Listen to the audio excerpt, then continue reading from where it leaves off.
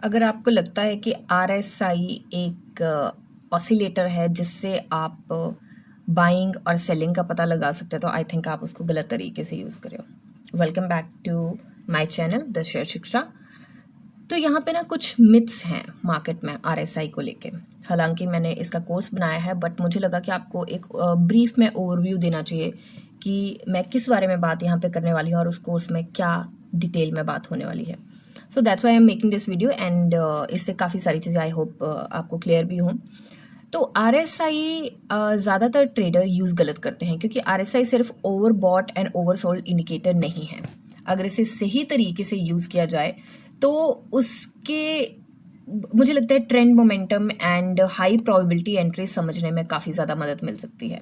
तो इस वीडियो में हम ये भी बात करेंगे कि बिगेस्ट मिथ्स क्या हैं RSI की, क्या लोग अभी तक लेके बैठे हैं जो तरीका अभी तक काम नहीं करता, अब इस मार्केट में काम नहीं करता। इसमें ट्रेंड RSI में भी सपोर्ट रेजिस्टेंस होते हैं, ट्रेंड लाइन होती हैं, इसमें डाइवर्जन्स होती हैं, हिडन डाइवर्जन्स होती हैं। क्या बहुत ज़्यादा बड़ी मिस्टेक करते हैं और क्या चीज़ों का ध्यान रखना चाहिए कि जिनको लेके आप अपने ट्रेड को 90% एक्यूरेसी दे सकते हैं। तो स्टार्ट करते हैं। सबसे पहले तो बात यहाँ पे आती है कि RSI दिखती कैसी है।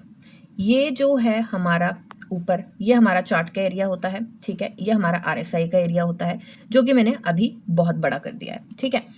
तो सबसे पहले मिथ की बात करते हैं कि RSI जो 70 से ऊपर है तो ओवरसोल्ड, ओवरबॉट हो गया है, 30 से नीचे है ओवरसोल्ड है। इसका मतलब 30 टच कर गया या 30 से नीचे है तो एकदम से खरीद लो, और अगर 70 टच कर गया तो एकदम से बेच दो। अब यहाँ पे ना थोड़ा सा लाइव एग्जाम्पल से समझते हैं, इसको थोड़ा सा छोटा करते हैं।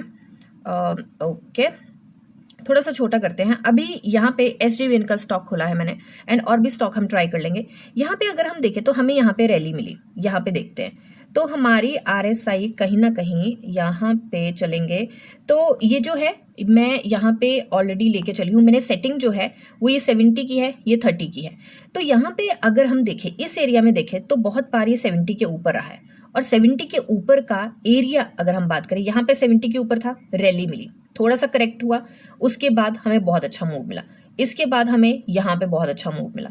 अब यहाँ पे बात करते हैं कि हमें कितने कितने परसेंट के मूव मिले यहाँ पे। तो क्योंकि ये चार्ट मैंने छोटा कर दिया है, तो आई एम सो सॉरी, ये चार्ट मैंने छोटा कर दिया है, तो यहाँ पे लगेगा कि हम बहुत छोटे छोटे मूव की बात कर रहे हैं, बट यहाँ पे हम थोड़ा लेके चलेंगे कि कितने परसेंट का हमें मूव मिला है। तो यहाँ पे जब ये ऊपर था, RSI यहाँ पे 70 पहुँच गई थी, इस पॉइंट पे 70 पहुँच गई थी, तो इसके बाद हमें जो मूव मिला है वो 28% का मूव मिला है।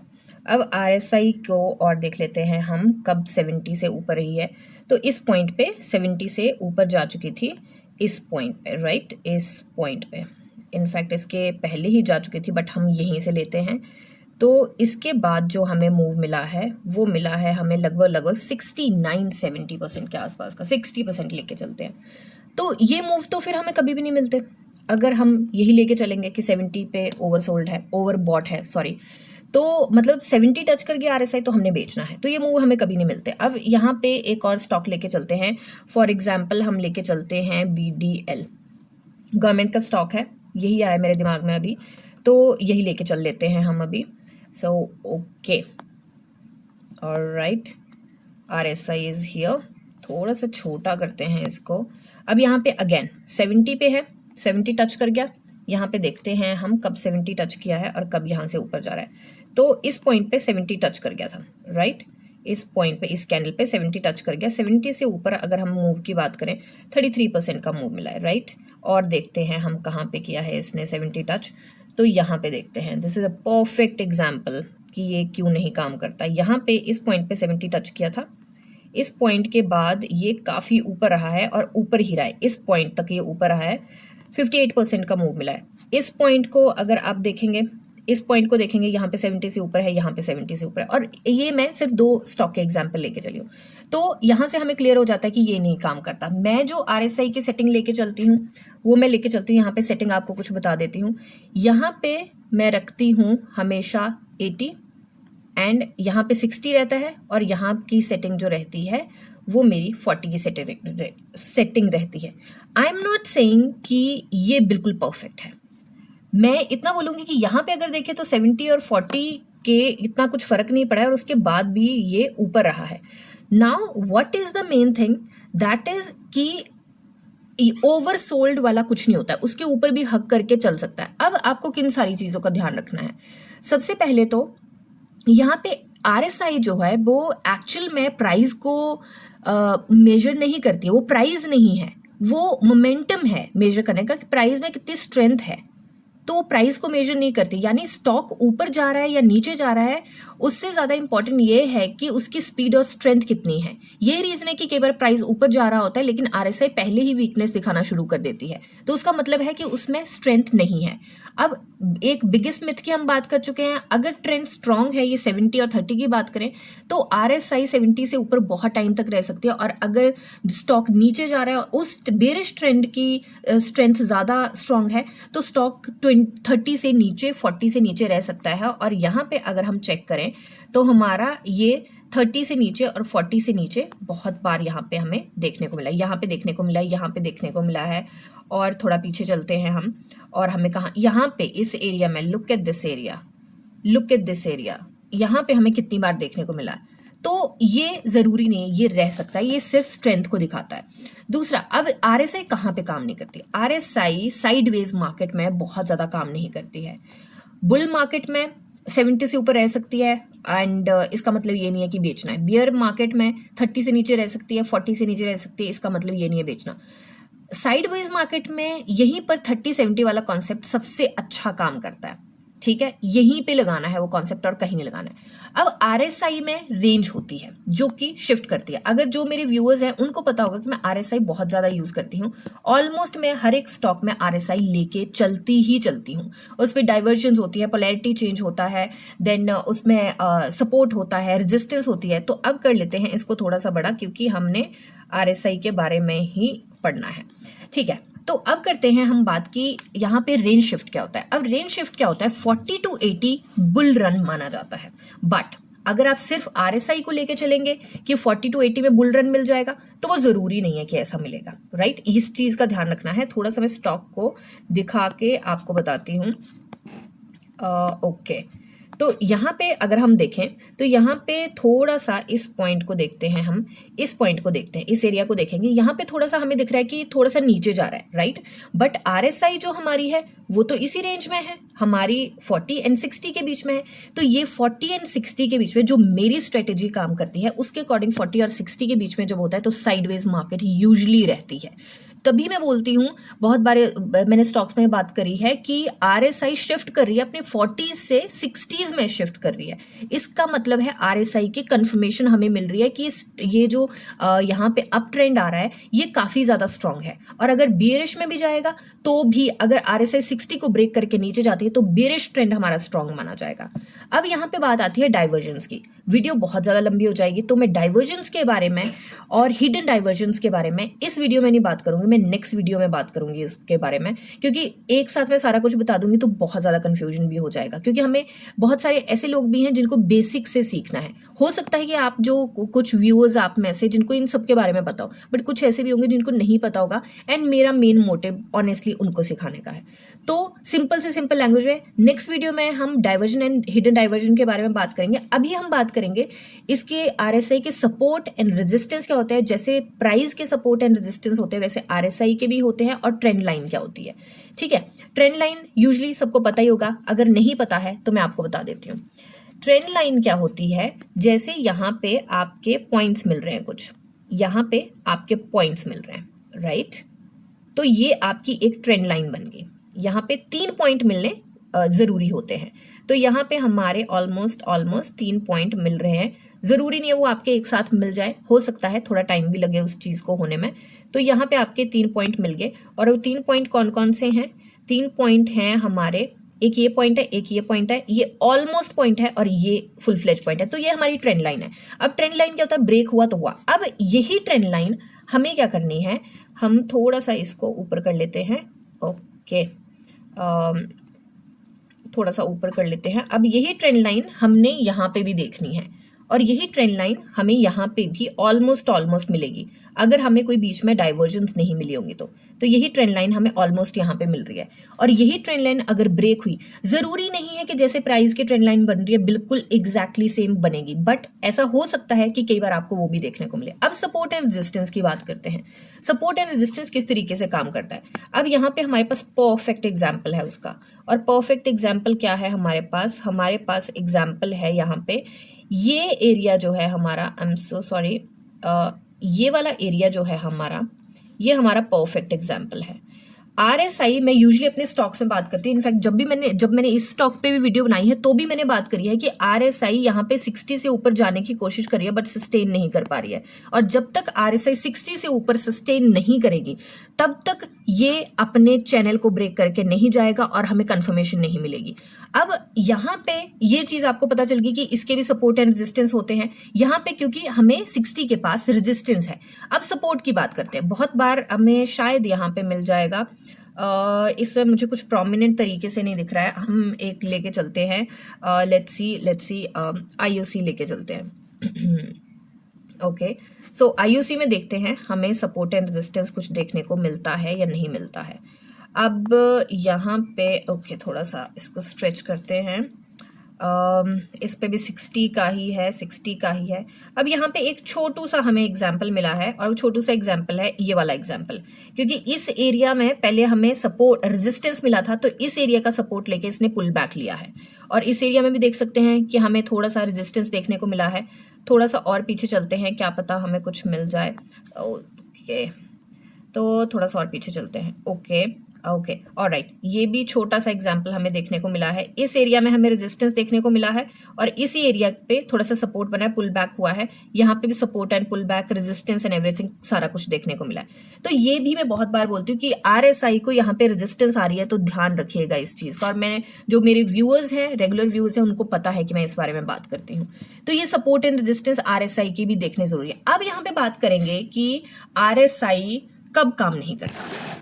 RSI बिल्कुल भी काम नहीं करेगा अगर आप अकेला RSI लेके चलेंगे। आपको उसके साथ वॉल्यूम की कंफर्मेशन चाहिए ही चाहिए है। अब वॉल्यूम की कंफर्मेशन हो सकता है कि आपको RSI का सिग्नल मिल रहा हो, राइट, साथ में आपको एक पिछले दिन ग्रीन कैंडल मिली है, नेक्स्ट डे आपको जो कैंडल है वो रेड मिल गई, पर उसमें काफी ज्यादा वॉल्यूम आया और इनगल्फ कर लिया उस रेड कैंडल ने पिछली कैंडल को, तो वो तो हमारा बियरिश सिग्नल है, पर RSI हमारा बाइंग का दे रही है। तो वहां भी आपको कैंडलस्टिक पैटर्न का भी पता होना चाहिए कि कैंडल कौन सी बन रही है। तो RSI अकेले करोगे तो नहीं काम करेगा। तो उस सिनेरियो में हमने क्या करना है, सबसे पहले तो हमें क्या चीजें देखनी है। यहाँ पे अगर एग्जाम्पल मिलता है तो मैं आपको दिखाती हूँ कोई।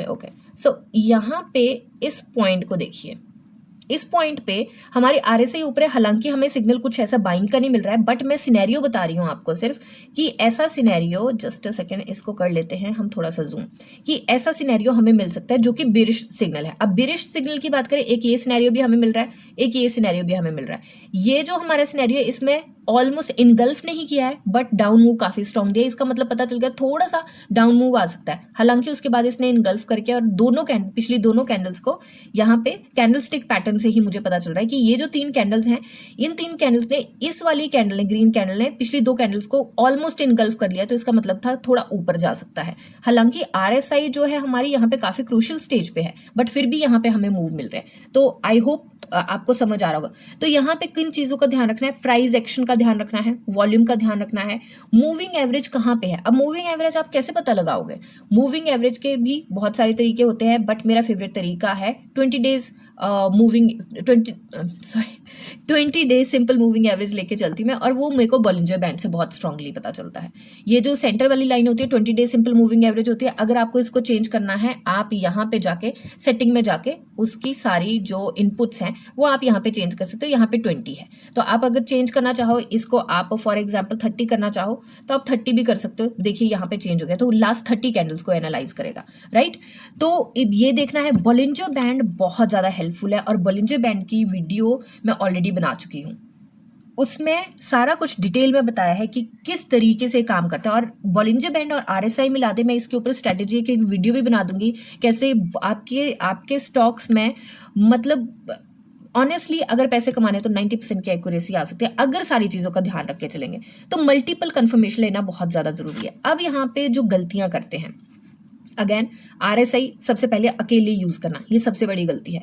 दूसरी, ट्रेंड को इग्नोर करना। आपको ये पता होना चाहिए कंफर्मेशन कहाँ मिल रही है, कैंडल कहाँ मिल रही है, आपको ब्रेकआउट की सिग्नल कहाँ मिल रही है। और वो सिर्फ आरएसआई नहीं बताएगा आपको अकेले, हर सिग्नल पे ट्रेड नहीं करना है कि आरएसआई नीचे चला गया ओके खरीद लेते अब तो ऊपर जाए, उससे नीचे चला गया तो अगर आप नहीं लेके चले हो अपना स्टॉप लॉस और उससे नीचे चला गया तो, या कुछ ऐसा हो गया जो कि अभी मुझे सामने सामने दिख रहा है, आरएसआई ने आपको सिग्नल दे दिया, यहाँ पे चेक करते हैं थोड़ा सा, इस पॉइंट को हम चेक करते हैं कितनी बड़ी हमें कैंडल मिली है। जस्ट सेकेंड, इस पॉइंट पे कितनी बड़ी हमें रेड कैंडल मिली है।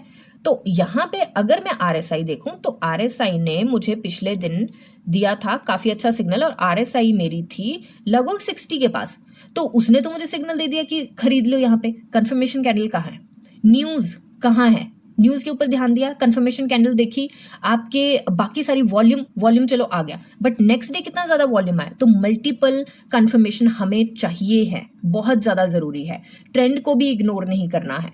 आरएसआई अभी निकली थी 60 पे थी, उसने कंफर्मेशन नहीं दी थी, क्योंकि पहले भी हमने यहाँ पे देखा, यहाँ पे हमने देखा 60 पे हिकअप आया, यहाँ पे तो हमें जिसकी हम सिनेरियो की बात करें उसके बाद 60 पे हिकअप इसका रहा है, तो उन चीजों का ध्यान रखना है। दूसरा, हर सिग्नल पे ट्रेड नहीं करना, ऑफ कोर्स हो गया। देन उसके बाद हायर टाइम फ्रेम चेक करना। हायर टाइम फ्रेम क्या होता है कि आपको वीकली चेक करना है। मैंने जो आरएसआई की स्ट्रेटजी का वो वीडियो है उसमें मैंने बताया है कि मंथली टाइम फ्रेम क्या होना चाहिए, वीकली टाइम फ्रेम क्या होना चाहिए और डेली टाइम फ्रेम क्या होना चाहिए। ये 3 टाइम फ्रेम बहुत ज़्यादा इंपॉर्टेंट है। अगर आप शॉर्ट टर्म में भी लेना चाहते हो, बहुत ज़्यादा ज़रूरी हो जाते हैं आरएसआई की स्ट्रेटजी। लॉन्ग टर्म के लिए तो है ही है, शॉर्ट टर्म के लिए भी हो जाते हैं। और साथ में उसमें ये भी बताया कि उस स्ट्रेटजी को लगाने के लिए स्टॉक्स कहाँ से ढूंढने हैं, उसके क्या कीज लगानी है, क्या आपकी उसमें सारा सर्च इंजन क्या होना चाहिए, कहाँ से ढूंढने, किस सॉफ्टवेयर पे जाके ढूंढने हैं, क्या चीज़ें डालनी है, सारा कुछ उसमें बताया है। अगर आप पैसे कमाना चाहते हैं तो आपको कोर्स करना चाहिए। दूसरा, कंफर्मेशन का वेट तो करना ही करना है। तो अब फाइनल जो हमारी चीज़ें हैं, जब भी आप आरएसआई को लेके ट्रेड करने की कोशिश करेंगे, सबसे पहले क्या चीज़ देखनी है, 5 चीज़ें बताऊंगी मेन जो ध्यान में रखनी है। ट्रेंड क्या है, आरएसआई क्या बोल रही है, प्राइस एक्शन सपोर्ट कर रहा है नहीं कर रहा है। अब आरएसआई आपकी बोल रही होगी कि ओके ये तो यहाँ पे कोई रेजिस्टेंस भी नहीं है, ठीक है मैं ले लेता हूँ, बट प्राइस आपका रेजिस्टेंस 5 पे बैठा हुआ है, फिर क्या करेगी आरएसआई, फिर क्या कर लेगा कोई, तो वो सारी चीजें भी देखनी है। वॉल्यूम की कंफर्मेशन आ रही है कि नहीं आ रही है, फेक ब्रेकआउट तो नहीं है, कोई न्यूज बेस्ड ही तो नहीं है और फिर से पुल बैक मिलेगा, या कोई ऐसी न्यूज है जिसने एकदम से झांसे में ले लिया और कल हो सकता है कि ना हो न्यूज ट्रू। तो वो सारी चीजों का ध्यान रखना है। रिस्क रिवॉर्ड रेशो क्या बन रहा है आपका, आरएसआई ले लिया, कंफर्मेशन ले ली, रिस्क रिवॉर्ड रेशो क्या बन रहा है, उसका जो स्टॉप लॉस है कितने क्लोज है और टारगेट हमारा कितना है, क्या टारगेट हमारा स्टॉप लॉस से दूर है या हमारा स्टॉप लॉस बहुत ज्यादा दूर है नीचे जाके। तो रिस्क रिवॉर्ड का रेशो क्या बन रहा है वो बहुत ज्यादा जरूरी है जानना। तो ये सारी चीजें मिला के आप ट्रेड कर सकते हैं एंड आपको 90% एक्यूरेसी इसमें आएगी। अब आरएसआई एक बहुत बहुत ज्यादा पावरफुल ऑसिलेटर है, इसको इंडिकेटर भी बोलते हैं, एक्चुअल में ये ऑसिलेटर है, लेकिन ये कोई मैजिक इंडिकेटर नहीं है कि अगर आप बिना इसे इसके कॉन्टेक्स्ट के यूज करोगे और फॉल्स सिग्नल मिलेंगे तो उस पर यूज करोगे, ट्रेंड नहीं जानोगे, प्राइस एक्शन का पता नहीं होगा, वॉल्यूम की कंफर्मेशन नहीं लोगे, अगर ये सारा कुछ कंबाइन करके नहीं करोगे तो आरएसआई आपके सबसे यूजफुल इंडिकेटर को मुझे लगता है कि आप बर्बाद कर दोगे, अपने पैसे भी, अपना टाइम भी। और इस आरएसआई, क्योंकि ये आरएसआई का इंडिकेटर एक्चुअल में जब बना था तो इसने ये बहुत ही ज़्यादा, हर एक इंसान जो ट्रेडिंग करता है वो इस इंडिकेटर को लेके चलता ही चलता है। तो मुझे लगता है कि इसको, इसकी इमेज भी खराब कर दोगे, सो बी केयरफुल विद दिस। अब लास्ट में एक सबसे जो एक्सपर्ट टिप है वो इस वीडियो को सारा कंक्लूड करूंगी, वो ये है कि स्ट्रॉन्ग अप ट्रेंड सिर्फ RSI 70 RSI 80 देख के नहीं बनता, उस पर शॉर्ट मत करिए। पहले हायर टाइम फ्रेम देखिए, कई बार आरएसआई लंबे समय तक oversold and overbought zone में रह सकता है और स्टॉक ऊपर ही हक करके चल सकता है, रेजिस्टेंस 5 भी ब्रेक कर सकता है और ऐसा हुआ है हिस्ट्री में। स्टॉक्स की जो आरएसआई है वो 97 तक भी गई है जब वो अपने हायर पीक अप ट्रेंड में रहे हैं। So be careful with this and if there is any question आप मुझे कमेंट सेक्शन में बोल सकते हैं। रेस्ट मिलते हैं नेक्स्ट वीडियो में, तब तक के लिए हैप्पी इन्वेस्टिंग।